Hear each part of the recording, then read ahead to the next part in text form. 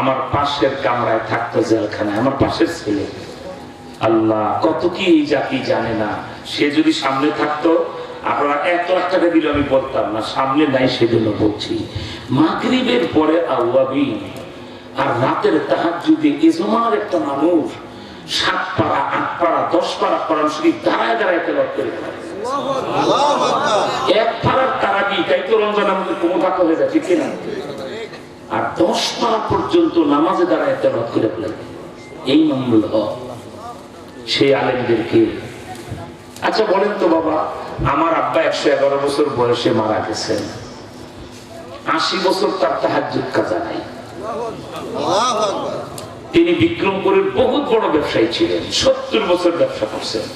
আমি 30 বছর ওয়াজ আমার গোটা মুন্সিগঞ্জের 3টা থানায় বলি, 3 থানা জুড়ে আব্বার ব্যবসা ছিল। 1 টাকা লেনদেন কারোর সাথে এদিক সেদিক থাকলে বলেন আমি দিয়ে দেই। যে আসে সে হাত ধরে কান্দায়, হুজুর মানুষ দেখছি এমন ফেরেশতা মানুষ দেখি।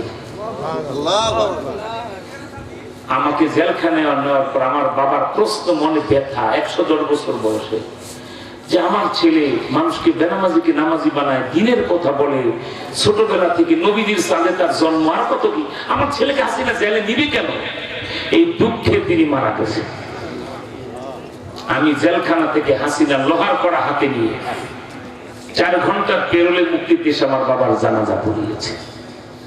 আমার ভাইরা, আলেমদের মনের ব্যথা আল্লাহ দেখেন না? আমি বলেছিলাম শেখ হাসিনাকে খালেদা জিয়ার চিকিৎসা না দিয়ে মেরে ফেলতে পারবে। আজকে এই যে আল্লাহর বান্দি খালেদা জিয়া, তার লিভার, স্টোমাক, কিডনি যতগুলি রোগ শুধু যত সময় চিকিৎসা না দেওয়ার জন্য হয়েছে, ঠিক কিনা? এগুলি 200 টাকার ঔষধের রোগ, যত সময় তো বড় ডাক্তার দেখায় 200 টাকার ক্যাপসুল খেলে ভালো হয়ে গেল। কিন্তু যথাসময় চিকিৎসা না দিয়ে এগুলিকে নষ্ট করতে করতে এমন একটা পর্যায়ে নিয়ে গেছে, এখন আর কোনো মেডিসিনে কাজ করে না। এভাবেই তাকে দুঃখে দুঃখে মরতে হবে যে কদিন বেঁচে থাকবে। আমার ভাইরা, এইরকম হিংসুকে, এরকম জালেম কোনো মানুষ হতে পারে না, ঠিক আছে? আমরা দোয়া করি আল্লাহ খালেদা জিয়ার যদি হায়াত থাকে আল্লাহ আপনি তাকে সুস্থ করে দেন, আর যদি হায়াত না থাকে কষ্ট না দিয়ে কলমা পড়তে পড়তে তার ইন্তেকাল দেন, যেন ঈমান নিয়ে পরকালের বাদশা হয়ে কবরে যেতে পারে, ঠিক কিনা? আমার ভাইরা, সেজন্য আপনাদের দৃষ্টি আকর্ষণ করে বলছি, আমি বলছিলাম যে 4000 খতম কোরআন শরীফ, 3000 নফল রোজা। বাবা, গর্বের জন্য বলছি না, একজন আলেমকে আমি দেখছি 4 মাস 5 মাস 6 মাস একটানা নফল রোজা রাখছে আপনার জেলখানা।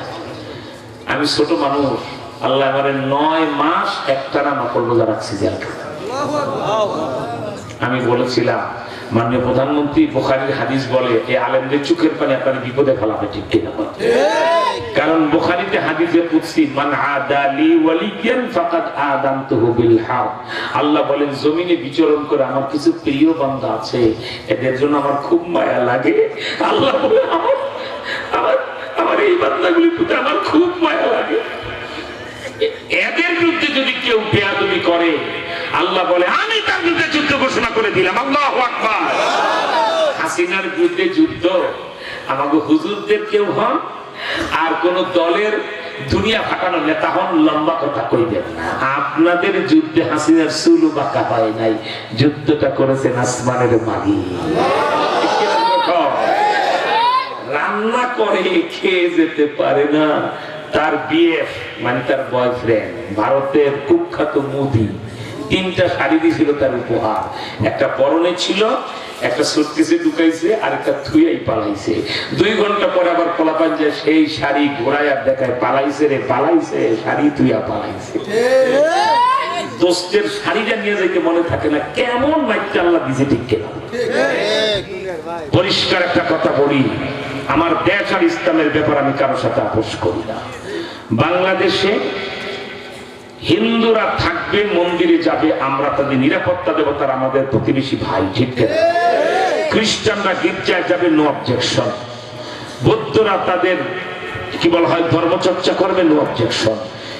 কিন্তু ভারতের দালালি করে বাংলাদেশে যত বড় দলের নেতা হন, একটাকেও বাংলাদেশে রাজনীতি করতে দেব না। I can challenge not only Bangladesh, all countries of the world, side to side and corner to corner, all over the world, east to west, west to east, north to south, south to north.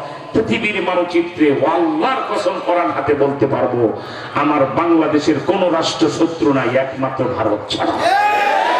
ঠিক কিনা জোরে কও? কোন রাষ্ট্র আমার শত্রু নাই শুধু ভারত ছাড়া।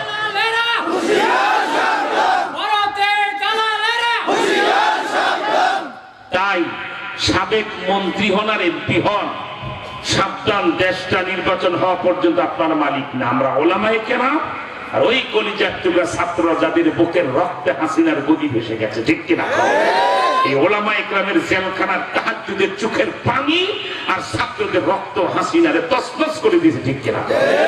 অতএব দেশের মালিক আমরা মামুনুল হকরা ছাত্ররা যা বলি চুপচাপ সেটা মেনে নিবেন, বড় মাতবুরি করবেন, বড় বিপদে পড়বেন। ঠিক কিনা জোরে কও? আমাদের দাবি ভারতের দালালি করা চলবে না। দরকার হলে মক্কা শরীফের ইমাম সাহেবের পানি পড়াই না খান, কিন্তু ভারতের পানি পড়া খাওয়া যাবে না। ঠিক কিনা বলেন? দুইটা কারণ, একটা হলো আমার শত্রু, আর একটা হলো নাসাই শরীফ আমাদের নবীজি বলে গেছেন ইন্ডিয়ার সাথে আমার উম্মতের গজওয়াতুল হিন্দের যুদ্ধ হবে, সেই যুদ্ধে ইন্ডিয়া হেরে যাবে। আমরা সেই যুদ্ধের প্রস্তুতি নিচ্ছি। ঠিক কিনা জোরে কও? আল্লাহ নবী বলেছে ইন্ডিয়া আমার উম্মতের হাতে পরাজিত হবে, ইন্ডিয়ার রাষ্ট্রনায়ক তাকে হত্যা করবে মুসলমানেরা। এরপরে সিলসিলাতুল হাদিদ, লোহার শিকল তার মরা লাশে পেঁচায়া কুত্তার লাশের মতো টেনে তার লাশের রাস্তায় আমার উম্মতেরা ফেলে দিবে। আমার রাসূলের কথা মিথ্যা হতে পারে না। ঠিক কি না? আর গজওয়াতুল হিন্দ ইন্ডিয়ার বিরুদ্ধে যেদিন যুদ্ধ শুরু হবে, এখন বললে পাগলের মতো লাভ হবে, বলবেন হুজুর আজকেই আমি মনে মনে নিয়ত করলাম আমি যুদ্ধ করব। কি নবীজি বলেছেন চারটা ফজিলত। কয়টা? ইন্ডিয়ার বিরুদ্ধে যারা লড়াই করবে তারা চারটা ফজিলতের কি বলা উপযুক্ত হবে। এক নাম্বার, ইন্ডিয়ার বিরুদ্ধে যে যুদ্ধ করবে সে বিনা হিসাবে বেহেশতে চলে যাবে। দুই নাম্বার, ইন্ডিয়ার বিরুদ্ধে যুদ্ধ করে শহীদ হলে শহীদ সম্রাট হবে। তিন নম্বর, ওই যুদ্ধের ফলাফল নবীজি বলেছেন ইন্ডিয়ার বিরুদ্ধে সেই যুদ্ধে আমার উম্মতেরা জিতে যাবে। সুবহানাল্লাহ বলে। সাবেক বড় মন্ত্রী হয়ে ইন্ডিয়া চায়না গুলা দেখাইছে ক্ষমতা চেয়ে। আমরা আমার প্রিয় লোকটা তো দাঁড়িয়ে দিয়েছে, তোমাদেরকে ক্ষমতা বসাবো। 16 বছরের জুলুম অত্যাচার ভুলে বেহায়ার মতো ইন্ডিয়ার পক্ষে কথা বলে। এটা কেমন গাধা জানে? দুটো লোক ঝগড়া করছে, একটা লোকের মুরগি মানুষ জোয়ান মানুষ একটা যুবক ছেলে দিকে একটা যুবক ছেলে আসেন তো, এটা যুবক না তো এটা বাচ্চা। এই যুবক তো বাবা আমি প্র্যাকটিক্যাল দেখাই, এদিকে আসো বাবা। দুইটা লোক ঝগড়া করছে, এখানে ভয় পাও না, তুমি গেছো গা ফিরিস্তা ভাই আলহামদুলিল্লাহ। দুইটা লোক ঝগড়া করে একটা লোকের ঘাড় ধাক্কা দিয়ে 5-6 হাত দূরে নিয়ে গেছে। দূরে নিয়ে গেলে আরেকজন কে ভাই তোমার এইরকম জোরে ধাক্কা দিলে কিছু করলে না, কি হয়েছে? আমার 5-6 হাত রাস্তা গায়ে গেছে। এর মতো বেহায় আছে কেউ? ঘাড় ধাক্কা দিয়ে 5-6 হাত রাস্তা গায়ে গেছে। বাংলাদেশের ভারতের গু খাওয়া কিছু নেতা নেত্রী দেখি নির্লজ্জ বেহায়া এত কষ্ট দিছে ভারত, সে ভারতের পক্ষে এখন কথা বলে। আবার বলে বউ বদলানো যায়, প্রতিবেশী বদলানো যায় না। ওই সাবেক ওই মন্ত্রী আর নেতার মুখে জাতি পেশাব করে। আই ক্যান চ্যালেঞ্জ কোন সাঁতার রাজনীতি শিখছেন আমার আর মামুন হকের কাছে 20 বছর 14 গোষ্ঠী রাজনীতি শিখতে হবে। তোমাদের মতো গন্ডমূর্খ নেই। সাঁতার বইটা ইংরেজি বাংলা বই পুস্তক পড়ে আমরা আলেম হই নাই। গোটা পৃথিবীকে 20 বছর পড়াবার যোগ্যতা মামুন হক আর ওলামায়ে কেরাম রাখে। ঠিক কিনা? আমি চ্যালেঞ্জ করে বলছি ভারত আমার প্রতিবেশী নয়, ভারত আমার এমনি কান্ট্রির শত্রু রাষ্ট্র। পারে না মুহূর্তে আমার বাংলাদেশ গিলে খেয়ে ফেলায়। ঠিক কিনা তোরা কর? সেজন্য আমরা ভারতের পক্ষে 1 সেকেন্ডও সহ্য করবো না। ঠিক কিনা তোরা কর? আমার ভাইরা, যে কথা বলতে যে আপনাদেরকে এতগুলি কথা শেষ দিকে 3 মিনিটের জায়গায় আরো 10 মিনিট বললাম। দেশের কথাও কিছু না বললে দেশটা রক্ষা করবো কিভাবে? ঠিক কিনা তোরা কর? তাই নবীর খতমে নবুয়ত রক্ষা করলাম, কবরের কথা স্মরণ করে নামাজের হাদিয়াটাও দিলাম, আবার দেশটা যাতে করে ভারতের হাতে না যায় হুঁশিয়ার করে দিয়ে গেলাম। ঠিক কিনা তোরা কর? এখন আপনাদের ভাইদেরকে শেষ মিনিট আপনাদের আবেদন, হুজুর কাদিয়ানীর পরিচয়টা যদি একটু বলে দিতেন আমাদের ইমানটা রক্ষা হতো। ঠিক কিনা? তাহলে কাদিয়ানীর পরিচয়টা আমি বলবো। মোবাইল ফোনগুলি ওপেন আছে না বন্ধ হয়ে গেছে? বন্ধ হইলে আবার ওপেন করেন। কাদিয়ানীর পরিচয়টা মুসলমানের জেনে রাখা উচিত। এই শয়তান আমাদের বড় শত্রু ভারত, আর নবীর বড় শত্রু কাদিয়ানী। আমরা ভারতও তাড়াবো, কাদিয়ানীও তাড়াবো ইনশাআল্লাহ। জোরে কর। আমার দেশের শত্রুও তাড়াবো, নবীর শত্রুও তাড়াবো। ঠিক কিনা? জোরে কর।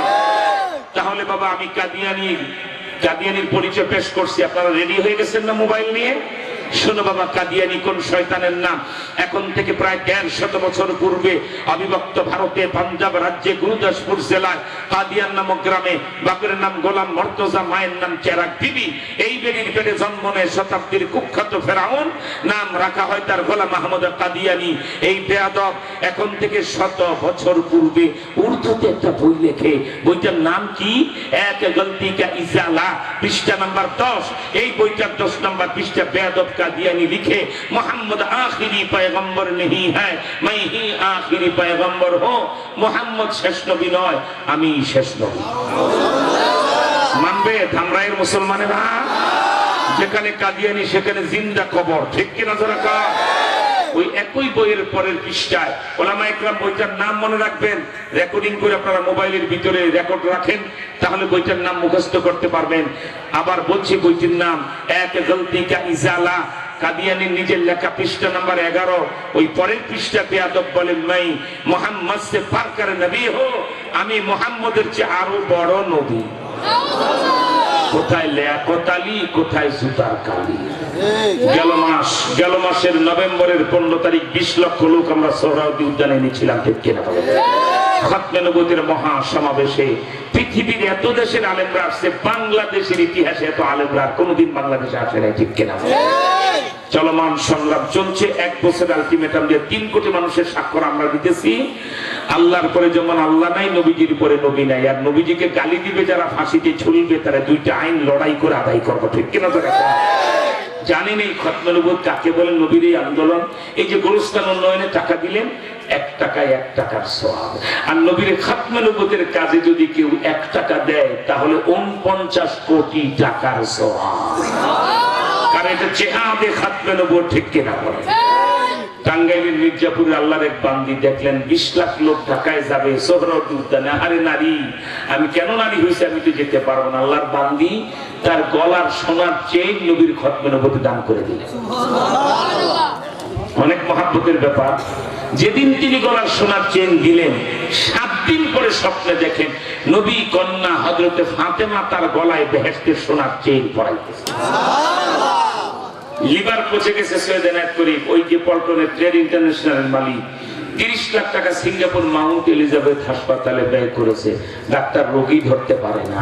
আমাদের এই চলমান খতমে নবুয়তের সংগ্রাম, আমার নামে যে দেখেছেন আমির খতমে নবুয়ত আন্দোলন বাংলাদেশ, নবীর এই খতমে নবুয়তের কাজে 2.25 লাখ টাকা দিয়ে উনি সিঙ্গাপুর যায়, চেক আপ করায় দেখে ওই রোগটা তার পেটে নাই। আমার ভাইরা, তাই আপনাদেরকে দায়িত্ব দেই, 1 বছর পরে যদি কাদিয়ানীদের বিরুদ্ধে লড়াইয়ের জন্য আমাদেরকে জানমাল লাগে, সেদিন যদি কয়েক হাজার লোক শহীদ হইতে হয়, কয়েক লাখ লোক আহত হইতে হয়, তাও হবো, তবু নবীর মর্যাদা রক্ষা করে ঘরে আসবো, ঠিক কিনা?